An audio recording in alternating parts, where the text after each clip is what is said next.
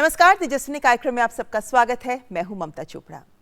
इतिहास के पन्ने अपने आप में कई ऐसे सच समेटे हुए हैं जिनसे हम तब तक अनभिज्ञ रहते हैं जब तक कोई इन्हें ढूंढने का दुष्कर प्रयास नहीं करता। कई शोध विद्वान हैं जो इस कार्य में जुटे हुए हैं और हमारी आज की तेजस्विनी भी एक ऐसे ही साहित्यकार हैं, इतिहासकार हैं, शिक्षाविद हैं जिन्होंने अपने शोध के जरिए इस तरह के प्रचलित विचारों के साथ साथ गढ़ी हुई विचारधाराओं को भी नई दिशा देने की कोशिश की और उनके इस योगदान के लिए ही उन्हें पद्मश्री के पुरस्कार से नवाजा जा रहा है। हमारी आज की तेजस्विनी है डॉक्टर मीनाक्षी जैन। डॉक्टर मीनाक्षी जैन उन इतिहासकारों में शामिल हैं जो इतिहास के अनछुए तथ्यों को ढूंढकर इस तरह प्रस्तुत करती हैं कि लिखित इतिहास में भारतीय दृष्टिकोण का पुट विदित हो। Ram and Ayodhya, the battle for Ram जैसे कठिन शोध कार्य इसका उदाहरण है। इन किताबों में दस्तावेजों, प्रमाणों, साक्ष्यों के आधार पर निष्पक्ष लेकिन विश्वसनीय कार्य प्रस्तुत किया गया है जिसे काफी सराहना मिली है।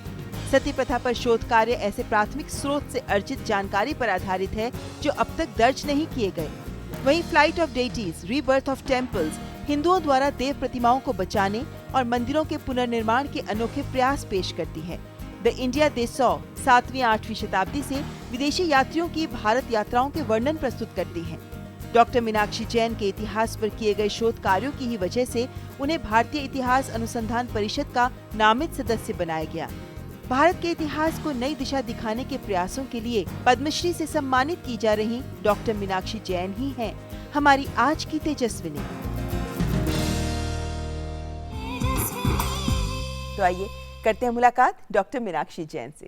मीनाक्षी जी, बहुत बहुत स्वागत है आपका तेजस्विनी कार्यक्रम में। Thank you so much for inviting me. सबसे पहले आपको पद्मश्री मिलने जा रहा है, उसके लिए ढेरों बधाइयाँ। धन्यवाद। आपको साहित्य और शिक्षा इस क्षेत्र के लिए पद्मश्री से नवाजा जा रहा जी। है। हमने अभी दर्शकों को बताया कि आपकी क्या क्या खास उपलब्धियां रही हैं, कितनी किताबें लिखी हैं आपने जी। लेकिन आप क्या समझती हैं कि ऐसी कौन सी विशेषता है डॉक्टर मीनाक्षी जैन में जिसे इस पुरस्कार के जरिए पहचान मिली है? मेरा जो 15-20 वर्षों से काम है इतिहास में, मैंने उन चीज़ों पर नज़र डालने की कोशिश की है जो आमतौर आपको इतिहास में नहीं मिलती। और मुझे लगता है कि इस जो मेरा योगदान है इसकी वजह से मुझे ये पद्मश्री मिला है।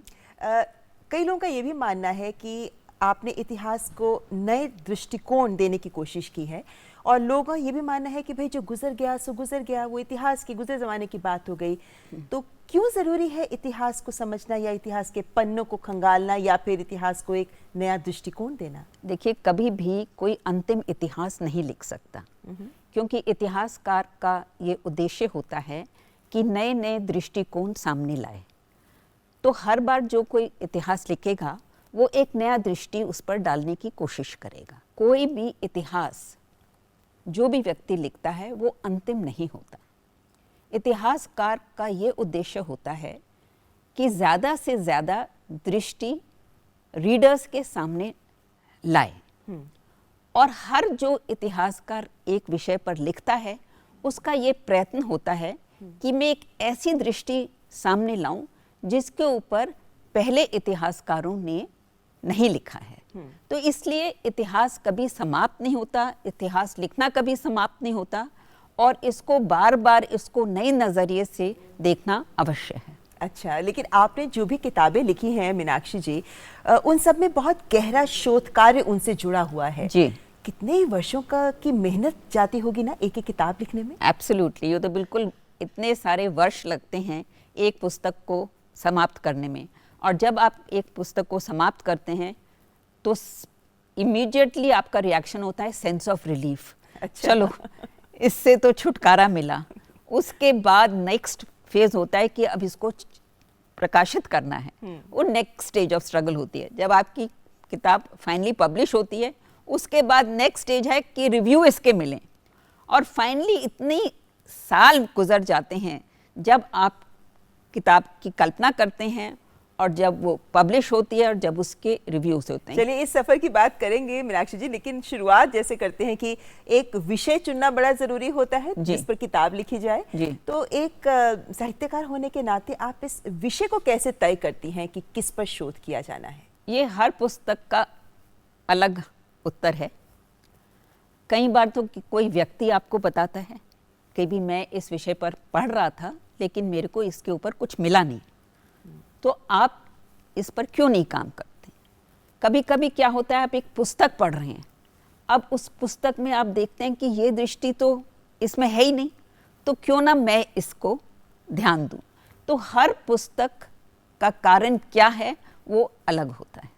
तो कहीं से भी कोई विचार सुनने को भी मिल जाता है, कोई विचार रख सकता है सामने, बिल्कुल, जहां आपके दिमाग पे कुछ क्लिक कर जाता है आइडिया, आप सोचते हैं कि चलिए काम शुरू किया जाए। लेकिन जब आप कोई विषय चुनते हैं मीनाक्षी जी, तो जाहिर है कि शोध कार्य को शुरू करने के लिए कोई एक सिरा थामना जरूरी होता है। तो कैसे ये कवायद आगे बढ़ती है, किस तरीके के प्रयास शामिल होते हैं? क्योंकि शोध का मतलब है कि आपको स्रोत भी ढूंढने पड़ते होंगे, कहाँ से जानकारी मिले। एक्चुअली जब भी आप कोई नया विषय लेते हैं तो सबसे पहले आप ये अध्ययन करते हैं कि इस पर आधुनिक इतिहासकारों ने क्या काम किया है। तो पहले तो आप जिसको हम बोलते हैं सेकेंडरी सोर्सेज, जो हिस्टोरियंस हैं उन्होंने इस विषय पर क्या लिखा है। तो यानी आप बहुत पढ़ती होंगी इसका मतलब। बिल्कुल। और उसके बाद इस विषय पर क्या प्राइमरी सोर्सेज हैं। प्राइमरी सोर्सेज का मतलब इंस्क्रिप्शंस, आर्किटेक्चर, मूर्तियाँ, उस समय के कोई लेखक हों उन्होंने लिखा हो, कोई बाहर से आया हो उसने लिखा हो। तो ये प्राइमरी सोर्सेज आप बाद में देखते हैं, पहले आप सेकेंडरी सोर्सेज जो इस विषय पर काम ऑलरेडी हो चुका है और उसमें आपको क्या क्या कमियां नजर आ रही हैं। प्राइमरी सोर्सेज के लिए क्या आपको ट्रैवल भी करना पड़ता है? बिल्कुल, काफ़ी ट्रैवल करना पड़ता है।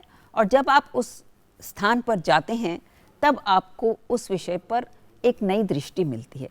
तो एक स्थान पर जाना बहुत ज़रूरी है जब आप उस विषय पर काम कर रहे हैं। अगर आप नालंदा पर काम कर रहे हैं तो जब आप नालंदा जाएंगे तो वो वहाँ पे जाकर जो आपको अनुभव होता है वो घर में बैठ के या लाइब्रेरी में बैठ के पुस्तक पढ़ के नहीं हो सकता। यानी बहुत कठिन कार्य है ये ज़रूर मानना पड़ेगा। लेकिन इस कठिन कार्य में जाहिर है मुश्किलें भी बहुत आती होंगी, क्योंकि ज़रूरी नहीं है कि आप जो शोध कार्य कर रही हैं उस शोध कार्य से दूसरा व्यक्ति भी सहमत हो। तो कभी आपके सामने भी ये दुविधा का माहौल आया? मेरे सामने तो हमेशा आया, क्योंकि जो जो पुस्तकें मैंने लिखी या जिन जिन विषयों पर मैंने रुचि दिखाई या अध्ययन किया, उन विषय पर जो इतिहासकार हैं वो अपना मन ऑलरेडी बना चुके थे और जो उन्होंने मन बनाया था वो मेरी दृष्टि से बिल्कुल उल्टा था। तो ये एक संघर्ष है और इस संघर्ष में आप ऑलमोस्ट अकेले होते हो। तो आपको अपने विषय पर, अपने अध्ययन पर, अपनी सोर्सेस पर पूरा कॉन्फिडेंस होना चाहिए कि नहीं, चाहे लोगों की अलग दृष्टि हो, जो मैं कर रही हूँ, जो मेरे सोर्सेज हैं, जो मुझे कह रहे हैं वो मुझे सुनना है और वो ही लिखना है। और इस मायने में कह सकते हैं कि बड़ा हिम्मत वाला काम है ये। लेकिन किस तरह की बाधाएं आपको भी आई जब आपने, क्योंकि ज़रूरी नहीं है कि आपको हर व्यक्ति का सहयोग मिले कि आपने सोचा कि मैं इस स्रोत से जानकारी लूं और आपको जानकारी मिल जाए, ऐसा तो होता नहीं है। ये तो एक ऐसा कार्य है जिसमें आप चल पड़ती हैं उस राह पर, लेकिन ये नहीं पता होता कि आगे कौन सा मोड़ मिलेगा आपको। बिल्कुल। तो किस तरह की मुश्किलें आई हैं आपकी राह? एक्चुअली मुश्किलें इतिहासकारों से नहीं आई, क्योंकि जो मैं सोर्सेज ढूंढ रही हूँ वो उनके पास नहीं है। तो वो रास्ता मेरे को अपने आप तय करना है। तो मेरे को अपनी सोर्सेज अपने आप ढूंढनी है। अगर मेरे को इंस्क्रिप्शंस ढूंढनी हैं तो मेरे को आर्कियोलॉजिकल सर्वे ऑफ इंडिया पे जाना पड़ेगा। उनके जो ग्रंथ हैं, उनके जो जर्नल्स हैं, मेरे पहले 18वीं 19वीं शताब्दी में जो आर्कियोलॉजिस्ट थे जिन्होंने इंस्क्रिप्शंस ढूंढे, उन्होंने उनका ट्रांसलेशन की, तो वो सारे सोर्सेज हैं। तो जो आपके प्राइमरी सोर्सेज हैं वो आपको खुद ढूंढने हैं, आपकी उसमें कोई मदद नहीं कर सकता। सेकेंडरी सोर्सेज में अगर किसी ने कोई पुस्तक लिखी है और मेरे को नहीं मिल रही, लाइब्रेरी में नहीं है, तो कोई शायद मदद कर दे अगर उनके पास वो है। लेकिन ये जो रास्ता है ये आपको स्वयं अलग अकेले तय करना है। और इसीलिए ये रास्ता और भी मुश्किल है। बिल्कुल। मीनाक्षी जी, आपके अगर हम कार्यों के ऊपर एक नज़र डालें, क्योंकि जो आप बातें कह रही हैं वो बहुत स्पष्ट हो जाएंगी जब हम उन कार्यों के बारे में आपके व्यूज़ को जानने की कोशिश करेंगे। तो एक सबसे बड़ा कार्य जो आपका है, जो अभी चर्चित ही है, वो है राम एंड अयोध्या और बैटल ऑफ राम। ये जो आपकी पुस्तकें लिखी हैं आपने, इन पुस्तकों के ज़रिए एक नया दृष्टिकोण और बहुत सारे ऐसे ऐतिहासिक तथ्य सामने आए जिन्होंने, जो पहले से एक विचार चल रहे थे इस मामले को लेकर, उनको बिल्कुल पलट दिया है। ये पूरा विषय जो है, इसके प्रति आप आकर्षित कैसे हुई? मैं आपको ये कहानी बताऊंगी क्योंकि ये बहुत दिलचस्प कहानी है। इलाहाबाद हाई कोर्ट ने 2010 में अपना निर्णय सुनाया था और उसके 1 महीने बाद मेरे को किसी ने एक छोटी सी पुस्तक दी, 90 पेज की पुस्तक थी। वो एक केंद्र विश्वविद्यालय के माने जाने इतिहासकार थे, उन्होंने लिखी थी। और ये 90 पेज में उन्होंने इलाहाबाद हाई कोर्ट के न्यायाधीश, उनकी कड़ी निंदा की थी और उन्होंने कहा था कि ऐसी गलत जजमेंट इतिहास में मिलना मुश्किल है। तो एक इतिहासकार होने के नाते, एक स्टूडेंट ऑफ हिस्ट्री होने के नाते, मैंने ये सोचा कि क्या स्वतंत्र भारत में कोई कोर्ट इतना गलत फैसला सुना सकती है क्या? तब मैंने Allahabad high court justice Sudhir Agarwal की जजमेंट पढ़ी। वो 5000 पन्नों की है और उसके साथ उनके जो 2 और न्यायाधीश थे, उनकी भी जजमेंट पढ़ी, वो उनसे छोटी है। और तब मुझे एहसास हुआ कि इस विषय पर इतिहासकारों के एक गुट ने कितनी गलत फहमियां फैलाई थी। तब मुझे लगा कि अब मेरे को इस विषय पर बहुत अध्ययन करना पड़ेगा।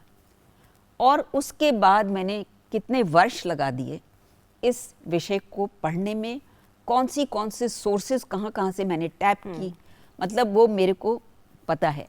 लेकिन एक बात मैं कहना चाहूँगी, जो आपने कहा था संघर्ष, जब ये पुस्तक मैंने ख़त्म की तो मुझे लगा कि भैया मैंने तो एक बेस्ट सेलर लिख दिया। और मैं बड़े गर्व के साथ, बड़े कॉन्फिडेंस के साथ एक पब्लिशर के पास गई और मैंने कहा ये मैंने इस विषय पर किताब लिखी है। और मुझे लगा कि मेरे पीछे तो पब्लिशर्स की लाइन लग जाएगी कि भाई इतनी बढ़िया किताब मैंने लिखी है। और 4 महीने के बाद जब मैं क्लास में पढ़ा रही थी अपने स्टूडेंट्स को, तो मेरा मोबाइल मेरे डेस्क पे था और उस पर मैसेज आया दैट वी रिग्रेट, हम आपकी नहीं छाप सकते और आपको मैन्युस्क्रिप्ट वापस कर रहे हैं। वो दिन मैं कभी नहीं भूल सकती, क्योंकि मैं बिल्कुल एक्सपेक्ट नहीं कर रही थी और क्लास मैंने उस दिन कैसे ख़त्म की वो मैं ही जानती हूँ। वैसे इस बात को आगे भी बढ़ाएंगे, क्योंकि मैं ये जानना भी चाहूँगी आपसे कि क्योंकि पब्लिशर्स को ढूंढना और आपकी सोच जो अन्य लोगों से अलग है उसको सामने रखते हुए स्वीकार करवाना एक बहुत बड़ा चैलेंज है। करेंगे इस पर भी बात, लेकिन फिलहाल यहाँ रुकेंगे एक ब्रेक के लिए। आप देखते रहें तेजस्विनी। पक्की होगी बुनियादें तो हंसे हिंदुस्तान होगा। पहले करो शुरुआत करो, करो तो पक्की बात करो। पहले करो शुरुआत करो, करो तो पक्की। वंडर सीमेंट, एक परफेक्ट शुरुआत। The Navy gives me confidence. The Navy gives me courage. The Navy gives me a career.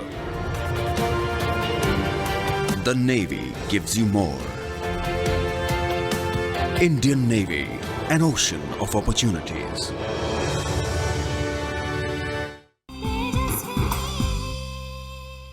Break के बाद आपका स्वागत है। आप देख रहे हैं कार्यक्रम तेजस्विनी, जिसमें आज हमारे साथ हैं साहित्यकार, इतिहासकार और शिक्षाविद डॉक्टर मीनाक्षी जैन। डॉक्टर मीनाक्षी, आप जैसे बता रही थी पब्लिशर की, ये एक समस्या है जो ज़्यादातर लोगों के सामने आती है जो कुछ शोध करते हैं और वो शोध जो सामान्य विचारधारा है, प्रचलित विचारधारा है, उससे अलग होती है।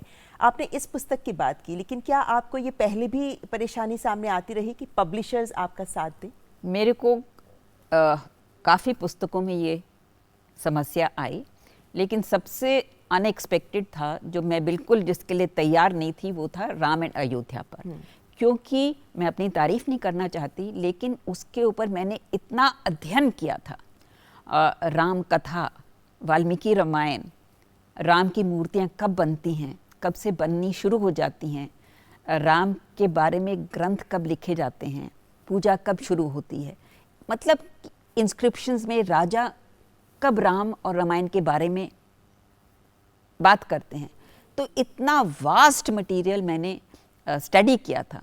और अयोध्या का पुराना इतिहास, कब से इतिहास शुरू होता है, और इतना सब करने के बाद, और क्योंकि मैंने अयोध्या के ऊपर जो भी लिखा गया था सब मैंने पढ़ा था, तो मुझे था कि इतना कॉम्प्रिहेंसिव, इतना डिटेल्ड स्टडी मेरे पहले नहीं हुई। और आपने दस्तावेज, साक्ष्य, प्रमाण वो सब भी सब जोड़े थे कुछ, साथ सब में। कुछ, मैप्स, सब कुछ, कॉइन्स, टेराकोटा, सबसे पहला टेराकोटा 2nd सेंचुरी BC में रावण का है, तो उसकी फोटो, मतलब कि जानकारी इतनी मैंने इकट्ठी की थी। जैसे मैंने आपको बताया कि एक टेराकोटा है जो अब अमेरिका के एक म्यूज़ियम में है, तो वो 2nd सेंचुरी AD का है, और उसमें राम दिखाए गए हैं और उनकी धोती पर ब्रह्मी में राम लिखा गया है। तो ये सारे, मतलब इतना इकट्ठा करने के बाद मुझे लगा, और मैंने बहुत न्यूट्रल पोजीशन ली थी।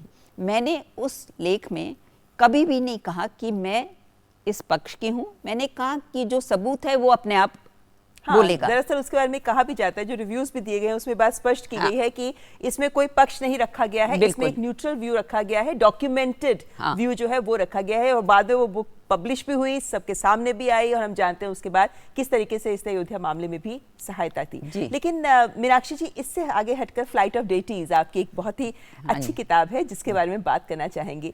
ये विषय एक ऐसा विषय है जिसमें पहले कभी बात ही नहीं हुई, और ये विषय, इस विषय पर पहली पुस्तक 50 साल पहले लिखी गई थी, और उस पुस्तक में सिर्फ मंदिरों का जिक्र था, मूर्तियों का जिक्र नहीं था।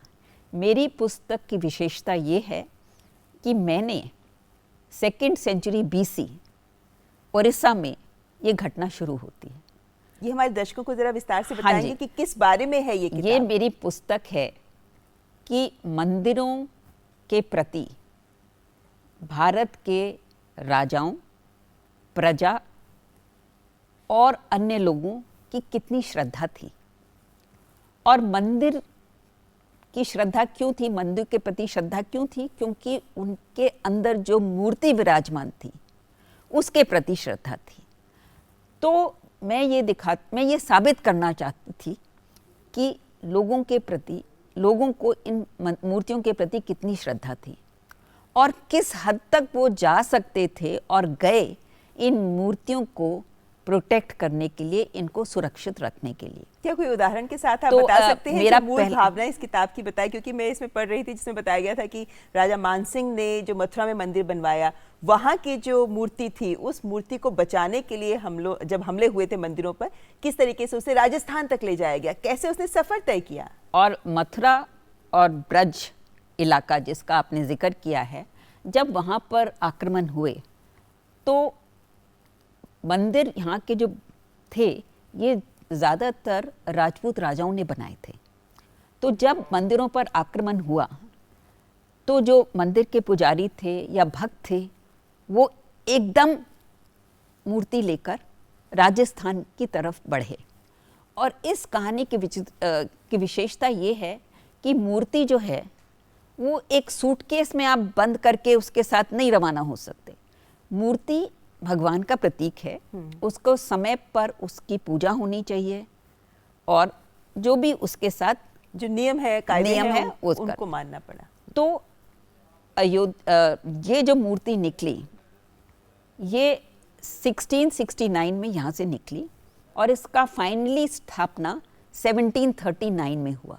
अच्छा। तो 1669 से 1739 आप कैलकुलेट करिए कितने वर्ष, और इतने वर्षों में इसको कहाँ स्थापित किया, और वहाँ पे इसका पूजा पाठ वगैरह कैसे किया। तो ये सिर्फ एक मंदिर नहीं है, इसमें विशेष मंदिर हैं जिनको मैंने डिस्कस जी, किया। और इसीलिए बहुत रोचक है ये किताब। लेकिन बिल्कुल। इससे हटकर आपने जैसे सती के ऊपर भी किताब लिखी, लेकिन मैं आपकी किताब की बात करना चाहूँगी इंडिया दे 100, जी। जिसमें आपने 7वीं 8वीं शताब्दी से लेकर 19वीं शताब्दी तक जो दूसरे देशों से लोग आए, ट्रैवलर्स आए, यात्री आए, उनके अनुभवों का वर्णन किया है। वाकई हमारे देश की गौरवशाली भव्यता जो उस वक्त की थी वो आपने चित्रित की है अपनी इस किताब में। लेकिन इस किताब के लिए इन सब डॉक्यूमेंट्स को इकट्ठा करना, दस्तावेजों को इकट्ठा करना आसान नहीं रहा होगा आपके लिए। पहले तो मैं बताना चाहूँगी इस पुस्तक का या इन 3 वॉल्यूम्स का मेरे को कहाँ से प्रेरणा मिली। और मैं बताऊँगी कि सर विद्या नायपॉल का सबने नाम सुना है। कुछ वर्ष पहले ही उनका देहांत हुआ है। तो वो साउथ ईस्ट एशिया गए थे और साउथ ईस्ट एशिया से वापस आए तो भारत रुके और उन्होंने कुछ लोगों की मीटिंग बुलाई और उन्होंने कहा कि वहाँ पर अभी भी इतना भारत का प्रभाव मेरे को देखने को मिला, लेकिन भारत के लोग भूल गए हैं कि विश्व में भारत की क्या स्थान थी, क्या इसके बारे में लोग सोचते थे।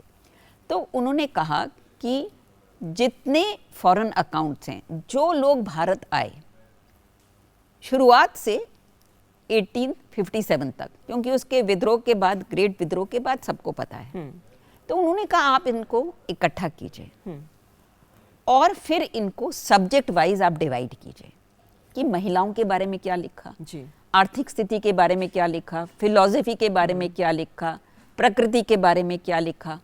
तो इस तरह से, तो ये मैंने सोचा भी नहीं था कि ये इतनी सामग्री है जी, और ये सामग्री भारत के बारे में इतनी रोशनी डालती है, ये मेरे लिए भी। और इसीलिए आपने 3 वॉल्यूम्स तीन पब्लिश volumes किए। आपके काम की जितनी बात की जाए मेरे को लगता है कि कई घंटे लग जाएंगे मेरे को उस पर चर्चा करते करते, लेकिन यहाँ पर आपसे रैपिड फायर कुछ सवाल पूछेंगे जी। उनके जवाब आपसे लेते हैं। जी। तैयार? जी।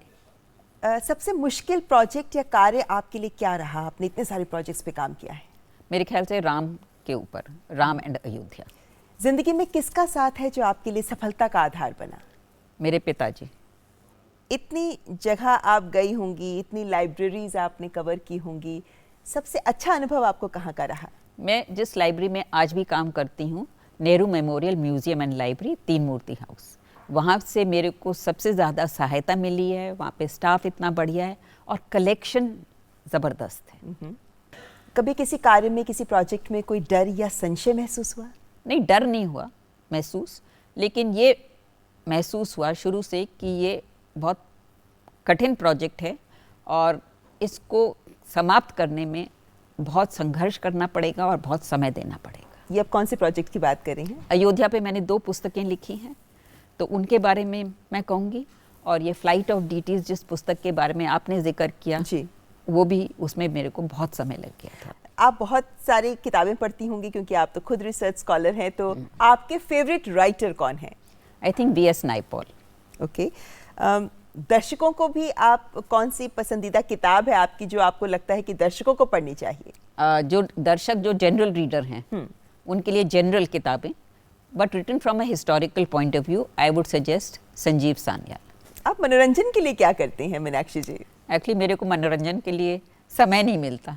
अच्छा। क्योंकि मेरा सारा समय रिसर्च में, ट्रैवलिंग, कनेक्टिव टू रिसर्च, इसमें हो जाता है। उसी में आप मनोरंजन ढूंढ लेती हैं? बिल्कुल बिल्कुल। मनोरंजन होता है कि जब मैं उन स्थानों पर जाती हूँ जहाँ से मैं, जिनके ऊपर मैं रिसर्च कर रही हूँ, so I find that a relaxation. Doctor Meenakshi Jain को गुस्सा कब आता है? कभी नहीं। रिसर्च आपको इतनी पेशेंस दे देता है कि गुस्से का कोई स्कोप नहीं बचता। अपने छात्रों को आप जीवन का क्या मूल मंत्र देना चाहेंगी? मेहनत से मत डरिए। और जिंदगी में अब क्या करने की इच्छा है? मैं अपनी नई पुस्तक के ऊपर काम मैंने शुरू कर दिया है और मैं उम्मीद करती हूँ कि अगले वर्ष के अंत तक वो पुस्तक समाप्त हो जाएगी। तो ये तो बता दें कि कौन से विषय पे है वो पुस्तक? वो है हिंदुओं का इतिहास। चलिए, हमारी शुभकामनाएं आपके साथ हैं Thank और you. उम्मीद करते हैं कि जिस तरीके से आपकी हर किताब कुछ नए आयाम गढ़ती रही हैं, उसी तरीके से ये भी किताब कुछ नई सोच हमारे सामने लेकर आएगी। बहुत बहुत शुक्रिया Thank doctor you. Meenakshi Jain हमसे बात करने के थैंक लिए। You, thank you. तो ये थे हमारे साथ डॉक्टर मीनाक्षी जैन। आज की तेजस्विनी कार्यक्रम में बस इतना ही। अगले हफ्ते फिर होंगे हाजिर लेकर एक और तेजस्विनी अपने साथ। नमस्कार।